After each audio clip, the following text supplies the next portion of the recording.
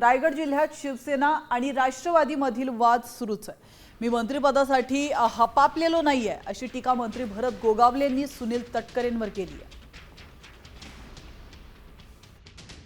ज्या माणसाने 2.5 वर्षाचं मंत्रिपद सोडलं ते हे काय मोठी बाब आहे? हे असं होत नाही। त्यांना जर नाही मिळाला तर त्यांची काय अवस्था होते हे सगळे जनतेने पाहिलेलं आहे।